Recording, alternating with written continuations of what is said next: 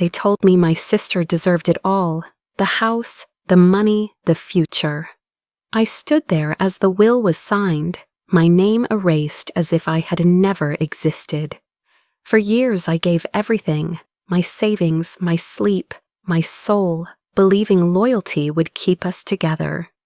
But family love can hide poison, and mine was dripping with betrayal. Weeks later, when they begged for my help, I whispered yes. They thought I was weak, but I was already building something they would never see coming. Because betrayal isn't the end, it's the beginning of my story. I grew up believing that love meant sacrifice. My earliest memories were not of carefree summers or laughter in the backyard, but of holding a glass of water to my father's lips as he coughed through the night. I was 10 when I first learned how to crush his medication, 13 when I first stayed home from a school trip because someone had to watch over him. Every milestone I missed, I told myself, was proof of my devotion. Family first, my mother always said, and I wore those words like armor, though now I see they were chains. When my first paycheck came, I didn't buy new shoes or a plane ticket like my friends. I walked into the bank and wired most of it straight into my parents' account. Just until your father's hospital bills ease up, my mother promised. Years passed and I kept giving. Birthdays, promotions, even the little bonuses from working late shifts. Every dollar seemed to vanish into the family void. But I didn't complain. I told myself this was love, that one day they would see how much I carried for them, and they would be proud. There were moments of warmth, moments I thought justified it all. My sister, younger than me, used to curl against my chest during thunderstorms. She would whisper, "Don't let go," and I swore I never would. I became her shield, her provider, the one who made sure she finished college while I put my dreams on hold. In the silence of my room, I sometimes cried, but even my tears felt like an offering. If suffering kept them whole, wasn't that what love demanded? But love can rot. And mine, though I didn't know it then, was already rotting. It began with the little things. A group chat buzzing with family jokes and updates, yet somehow my phone never lit up. When I finally saw a screenshot by accident, I realized why.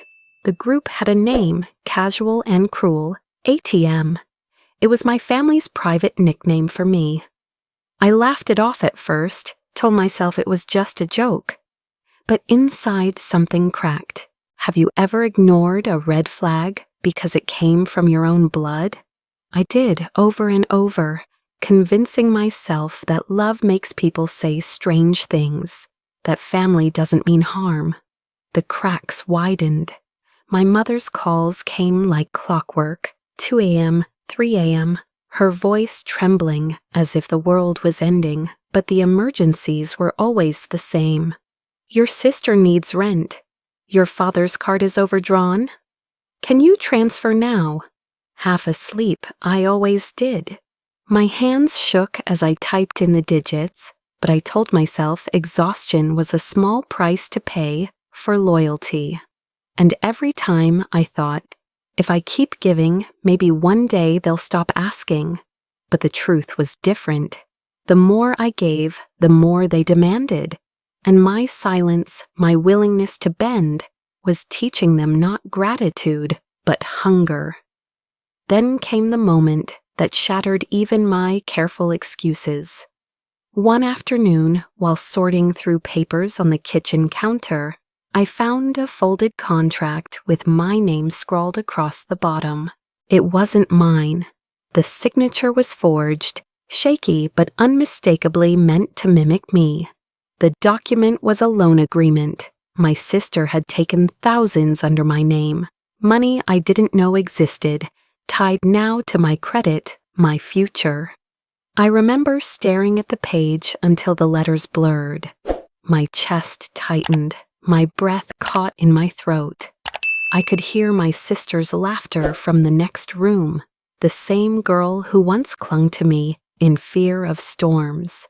She had used my name like a shield, the way she once used my arms, but this time to protect herself while pushing me into the fire. I wanted to confront her, to shout, to demand how she could betray me this way. But when I walked into the room, she looked up at me with the same soft smile she'd worn as a child, and for a moment I froze. Memories of holding her through the night clashed with the reality of what she had done. Tears filled my eyes, not of rage, but of something worse, grief. Grief for the family I thought I had, grief for the sister I thought I knew. That night, I lay in bed with the loan document beside me, and I cried until my chest ached. I cried not because of the debt, not even because of the betrayal, but because I realized something terrifying. All my sacrifices had not built love, they had built entitlement. My devotion had not bonded us, it had chained me to them while they laughed at how easy it was to pull. And still, even in my tears, a voice whispered in my head, maybe it's not too late, maybe if I forgive again, if I give more, they'll finally change. But deep down, a darker voice answered, soft and steady, the love I thought was pure was already poisoned. The invitation never came. My sister's birthday had always been a family event, cake, laughter, clinking glasses. But that year, silence filled my phone.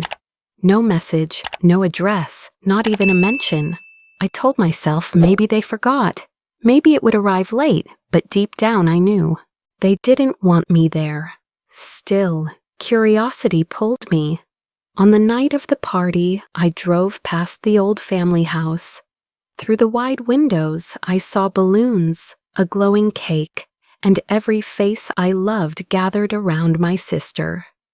They raised their glasses high, toasting not just her birthday, but something bigger. I parked down the street and sat in the shadows, watching the silhouettes of people who were supposed to be my own. And then I heard it, my mother's voice carried through the night air. Tonight we make it official. The lawyer stepped forward, papers in his hand. My chest tightened as I realized what was happening. They were signing the will, dividing the future, right there in the middle of the party. My father, frail but present, scratched his signature onto the pages. My mother followed. Then the lawyer announced it with pride. The estate, the house, the accounts, they all go to her. Her. My sister. The crowd cheered. My sister's smile lit up the room while I sat in my car, fists clenched on the steering wheel. Every dollar I had given them, every night I had lost to their emergencies, every dream I had buried, it all vanished in that single moment. I wasn't just excluded, I was erased, but what shattered me wasn't the inheritance. It was what I heard them whisper next. As the laughter settled, I caught fragments of their conversation through the crack of the window. Sarah won't fight it. She never does. She'll understand. It's for the family. My mother's voice was calm, assured, like she was speaking of a child too weak to object. My sister laughed, adding, "She doesn't even need anything. She's useful without it." I drove home in silence, the sound of their voices clawing at my ears. My body shook, not just from anger, but from something heavier, recognition. They had never seen me as a daughter, a sister, or even a person. I was a resource, a tool, and now, even stripped of everything, they trusted I would still obey. The breaking point wasn't loud. It wasn't me screaming or storming into that party. It was quiet, an almost sacred silence that settled over me as I realized they would never love me the way I loved them. Days later, the confirmation came. I returned to my parents' house to drop off some paperwork, and as I entered, I froze. My mother's voice drifted from the kitchen. "We'll use Sarah's name for the loan. The bank trusts her credit more than yours." My sister agreed without hesitation. They weren't even hiding it. They were planning to mortgage a property under my identity again. My knees went weak. I stood there, half hidden in the hallway, listening as they plotted my financial ruin like it was nothing more than a casual errand. The betrayal sliced deeper than the will, deeper than the birthday exile. It wasn't just about erasing me, it was about consuming me entirely. I stumbled back to the car, numb. At home, I opened my journal, the one I hadn't touched in years. The pen hovered over the blank page, and for the first time in my life, I didn't write down a list of bills to pay or tasks to handle for them. I wrote one question: am I the fool of this family? The ink bled into the paper as my tears fell. I thought of every moment I had defended them, every time I excused their cruelty with, "They mean well." I thought of my sister clinging to me as a child, whispering, "Don't let go." And now I wondered if she had ever meant it, or if even then I was just a shield, a convenience. That night I confronted my husband. I told him what I had overheard, how they had used my name again, how they had betrayed me beyond repair. I expected him to rage with me, to take my side, to finally tell me I wasn't crazy. Instead, he sighed. "Their family, Sarah. Maybe it's not worth fighting. She's your sister. Shouldn't you just let her have it?" His words crushed what little strength I had left. My own partner, the person who was supposed to stand beside me, had chosen them. My chest burned with the weight of his betrayal, subtle but sharp. The walls around me seemed to close in, every voice I trusted merging into one chorus. "Give more, stay silent, don't resist." But something inside me shifted that night. The same silence that had once kept me obedient now began to harden into something else. Not anger yet, not revenge, but awareness. I stared at the question in my journal, the ink still wet, and whispered into the empty room. Maybe I am the fool, but not for long. The night I wrote the words, "Am I the fool of this family?" was the night I stopped being their victim. For weeks after, I moved through my days with quiet calculation. Every smile I gave them was practiced. Every answer to their late-night calls was laced with hidden intent. I wasn't going to scream. I wasn't going to beg. I was going to watch, to listen, and to gather. It began small. I downloaded a call recorder onto my phone, the kind hidden neatly in the background. The first time my mother called at 2 a.m. begging for money, her voice trembling like a stage actor, I pressed the red button. Hearing her pleas saved as an audio file felt different than experiencing them in real time. I could replay the manipulation, hear the shifts in her tone, the moments she emphasized family as if it were a weapon. With evidence, her words lost their power. From there, I went digital. I restored old emails from my father's account, messages I had been copied on years ago, then quietly removed from. Late nights blurred into early mornings as I pieced together their correspondence line by line. There were transfers I had never seen before, money siphoned into my sister's account under the guise of medical expenses. There were messages from the lawyer, each one confirming changes to the will, all signed without my acknowledgement. It was exhausting, but for the first time in years, Exhaustion felt purposeful. I spent hours scrolling through bank statements, tracing patterns that stretched back more than a decade. Thousands of dollars had slipped through my hands without me realizing. Rent payments I thought I covered for my father were rerouted. Vacation funds for my sister disguised as urgent hospital costs. I highlighted every inconsistency, my desk littered with yellow notes and printouts. And then, one night, I opened a file that made my hands shake. Buried deep in a folder marked personal, I found a voice recording. My father's voice, tired but firm, filled my headphones. "I don't want to sign this. Sarah deserves her part. Don't force me." The next sound was my mother's sharper tone. "She doesn't need it. She has enough. Just sign." My sister's laughter followed, cold and certain. "She'll never fight back. She never does." I pulled the headphones off and sat frozen, my heart pounding. Proof.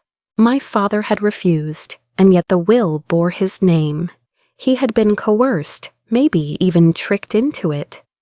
My entire body trembled, not from fear, but from clarity. They hadn't just betrayed me, they had broken the law. And then, in one late-night file, I found a voice my family never wanted me to hear. The next morning, I made my first call, not to them, but to someone who could help. My aunt, my mother's estranged sister, had always been distant, living in another state, never part of the chaos.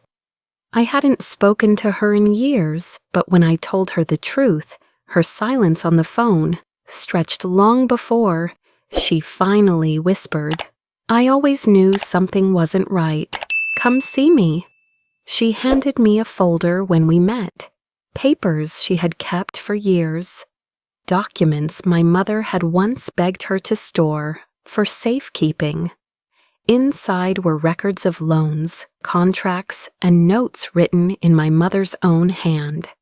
They weren't just proof of betrayal, they were proof of fraud. For the first time, I felt the heavy weight on my chest lighten. I wasn't entirely alone.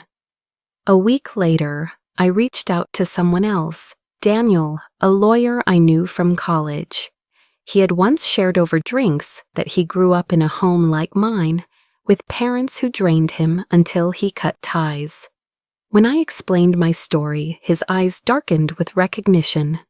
"Sarah," he said, "if you strike, you have to strike once, and strike hard." His advice echoed in my mind as he helped me sort the evidence into a strategy. He guided me through what would hold in court, what would matter in negotiations, and what could shatter reputations if released at the right time. At night, after long hours of scanning and labeling files, I sat with my journal again. But this time, the pages weren't filled with questions. They were filled with plans, timelines, triggers, and names of those I could trust. For the first time, I felt something I hadn't in years: control. And yet, even in my newfound strength, I paused to breathe. I remembered the nights holding my sister through storms, the way my father once smiled when I brought him water. I let myself feel the grief again, the sadness of what family should have been, because to forget that pain would mean becoming cold, detached, a warrior with no heart. And I refused to let them steal my humanity, along with everything else. If someone in your family betrayed you, who would you run to? I looked at the faces of my unlikely allies, my aunt with her quiet resolve, Daniel with his sharp mind, and I knew I wasn't standing in the dark anymore. I had a team, I had proof, and I had patience. But my allies warned me, voices low and serious. If you strike, strike once, and strike hard. Christmas had always been their stage. Every year, the family gathered in the old house, ornaments hung with care, the smell of cinnamon drifting through the air. It was the one night they acted like we were whole. This time I played along. I baked cookies, wrapped gifts, and smiled, as though the cracks in our family had never existed. My mother patted my hand and said, "See, Sarah, this is what matters." She didn't see the recorder in my pocket or the calm calculation behind my eyes. Dinner stretched long into the evening. My sister basked in attention, telling stories about her new plans, about how she would renovate her house once the lawyers finalized the will. I nodded politely, sipping my wine. Inside, my chest burned with the knowledge of what I carried. Every laugh I gave was rehearsed. Every nod was the tightening of the trap. When the plates were cleared and the family settled into the living room, I stood. My voice was soft but steady. I brought a gift this year, something different. The room fell quiet. My sister's smirk widened, as though she already anticipated my embarrassment. I pressed play. The first sound was my father's weary voice. "I don't want to sign this. Sarah deserves her part. Don't force me." Gasps rippled through the room.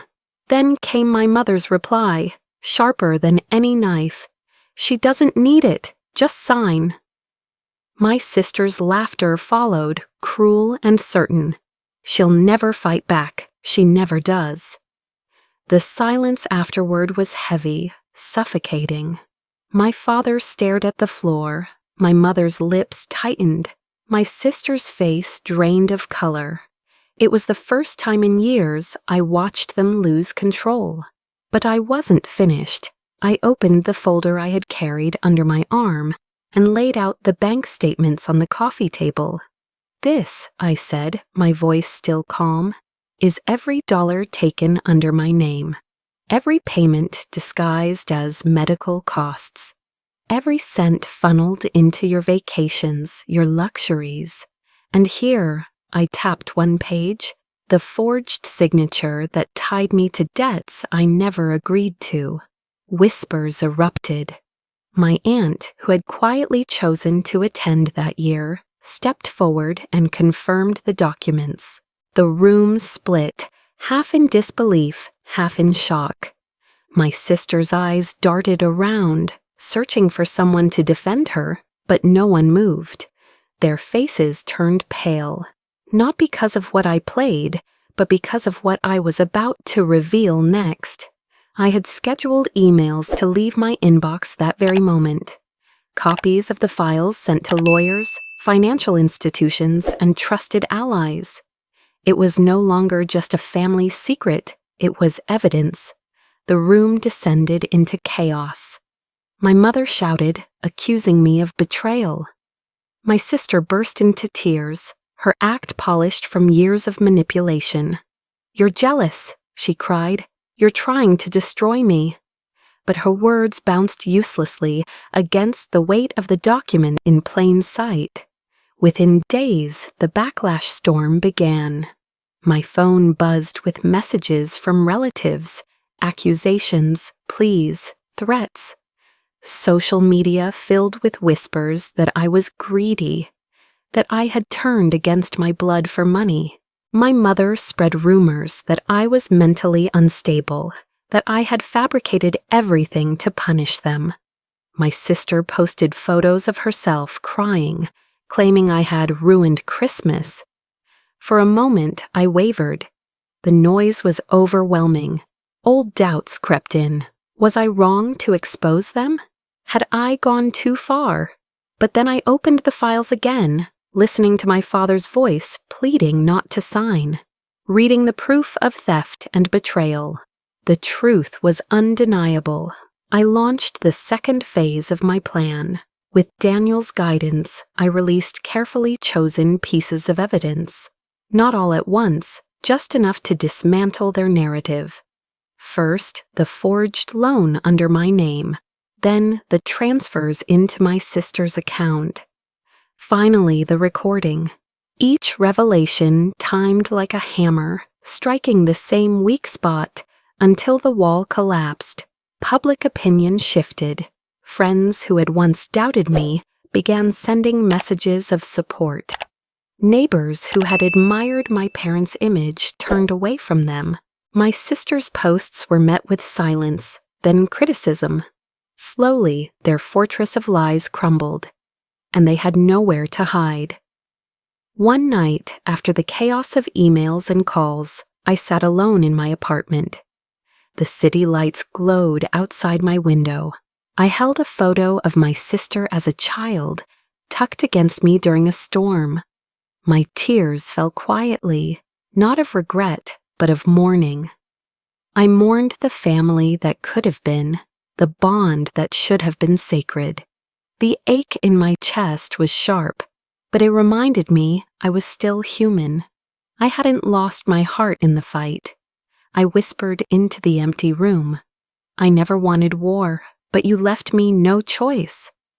But the storm wasn't over. The real collapse had just begun. The fallout was faster than even I expected. Within a week, the investigation began. Banks reviewed the forged contracts. Auditors traced the money that had slipped into my sister's accounts, and lawyers demanded answers from my parents. My phone didn't stop buzzing with updates, but I kept my responses brief. The evidence spoke louder than I ever could. My sister was the first to crumble. Her employer, once proud of her polished image, suspended her the moment the news broke. Colleagues who had envied her suddenly kept their distance, afraid of being tainted by scandal. Her social media accounts, once filled with filtered photos and praise, flooded instead with comments: thief, manipulator. How could you do this to your own sister? I argued she stopped going to work altogether. Hiding in the house, she thought she had won. But the walls closed in quickly. Letters from investigators piled at the door. Creditors called daily. Friends she once flaunted at parties quietly blocked her number. My parents fared no better. The lawyer who had once helped them smiled tightly and explained there was no choice. The will had to be invalidated. Their signatures were tainted by coercion. Their testimony weakened by the recording of my father's refusal. Everything they had planned so carefully, every step they had taken to cut me out, dissolved in the cold light of legality. Neighbors whispered too. For years, my parents had paraded themselves as pillars of the community, charitable, loving, devoted. But the truth spread faster than their denials. The same people who once brought them pies at Christmas now crossed the street to avoid them. Invitations to gatherings stopped. Even the church pews where they used to sit proudly seemed emptier, as though their presence carried a stain. The family that had once held power over me was unraveling in front of everyone, and I should have felt victorious. But as they lost everything, I realized something terrifying about myself. I didn't feel triumphant. I felt hollow. I had imagined justice as a warm rush, a burst of satisfaction when the tables finally turned. Instead, it felt like standing in the middle of a battlefield after the smoke cleared, silent, still, surrounded by wreckage. The people who had hurt me were paying, but the girl who once begged for their love was gone too. In the days that followed, my silence became my weapon. While they screamed and pleaded and painted me as a traitor, I said nothing. I didn't defend myself in long rants, didn't fight their smear campaigns with equal fury. I let the truth breathe on its own. Every rumor they spread fell flat against the weight of evidence. My refusal to engage unnerved them more than any words could have. At night, though, the weight pressed harder. I found myself walking alone through the city streets, dusted in snow. The crunch beneath my boots echoed in the quiet. each step a reminder of how far I had come. The lights in strangers' windows glowed with warmth, with laughter that reminded me of what family was supposed to feel like. My breath clouded in the air as I whispered to the night, "Would you forgive, or would you walk away forever?" The truth was, I didn't know yet. I only knew I couldn't go back. I paused on a bridge overlooking the frozen river, the wind sharp against my cheeks. Tears welled, not from weakness, but from release. For the first time in my life, I didn't owe anyone an answer. I didn't have to explain my pain or justify my choices or carry the burden of their mistakes. My silence was not emptiness, it was freedom.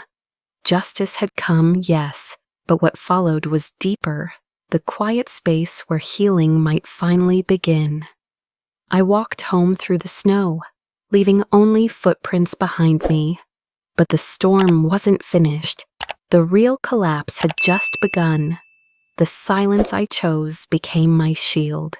For years, I had been the one to answer every call, to rush at every plea, to fix problems that were never mine. Now I let the phone ring. I deleted messages without reading them. I cut the ties that had bound me so tightly I could barely breathe. It wasn't easy. Every instinct screamed to respond, to prove I wasn't cruel, to show I still cared. But I had cared enough, more than enough. And it had nearly destroyed me. The first step was financial. I closed the shared accounts, froze anything with my name attached, and built barriers where there had once been open doors. For the first time, my money belonged only to me. I spoke with advisors who guided me into investments, savings, protections. My credit, once battered by their schemes, slowly began to heal. Each number rising on my reports felt like a wound, stitching closed. Then came the emotional boundaries. I set clear rules: no contact, not reduce contact, not maybe on holidays, none. When my phone buzzed, I didn't look. When emails arrived, I archived them unread. I trained myself not to explain, not to justify. Freedom didn't require explanation. And then one night the final test came. My phone lit up with my mother's name. I stared at it, the screen glowing in the dark. I imagined her voice trembling, the familiar, "Sarah, we need you." My chest tightened, my hand hovered. And then I set the phone face down on the table. The ringing stopped. For the first time, silence felt like freedom. That silence gave me space to rebuild. I moved into a small apartment at first, bare walls and quiet rooms that felt both lonely and liberating. I filled them slowly, not with relics of my old life, but with pieces that belonged only to me. A painting I chose because it stirred something in me. A chair I curled into with books I loved. A plant that grew under my care alone. With each addition, the apartment stopped feeling like a hiding place and began to feel like a home. Work followed. For years I had taken jobs that bent around the family's needs, always flexible, always available. Now I pursued something I wanted, a consultancy role in financial recovery, helping people untangle from toxic obligations. It felt poetic, transforming my scars into tools that could guide others. Clients came, some quiet, some desperate, and each time I showed them how to reclaim control, I reclaimed a little more of myself. And slowly, people who had nothing to gain from me began to circle into my life. Friends who called not to ask for favors, but to share laughter. Colleagues who respected my boundaries rather than tested them. My aunt visited often, bringing warmth I hadn't realized I missed. Daniel, steady as ever, became more than just an ally. He became someone who reminded me trust wasn't always a trap. These people became my chosen family, the kind built on respect instead of debt, on love instead of leverage. One evening, snow fell heavy outside my window. I brewed a pot of tea, the steam curling into the quiet. I carried a notebook to the table, opened to a fresh page, and wrote the words that had been waiting inside me. I didn't lose a family. I found myself. I closed the notebook and let the quiet wrap around me. It was not the suffocating silence of being ignored, not the lonely silence of exile, but the gentle silence of peace. For the first time, my life belonged to me, untangled, unclaimed, unbroken. And yet, I knew the story didn't end here. Healing wasn't a final chapter, but an ongoing rhythm. The scars would always remain, reminders etched deep into who I was. But scars are proof of survival, not shame. Each one told me I had faced betrayal, endured loss, and still chosen to rise. From hell to heaven to something softer than both. I had walked the curve of pain and found the stillness beyond. I wondered as I sipped my tea and watched the snow drift, how many others sat in rooms like mine, doubting their strength, convinced their loyalty chained them forever. My story was not just mine anymore. It was a signal in the dark, a quiet voice saying, "You can leave, you can rebuild, you can choose yourself." I set the cup down, smiled into the silence, and let the night stretch open before me. Because this wasn't the end, it was the beginning of everything.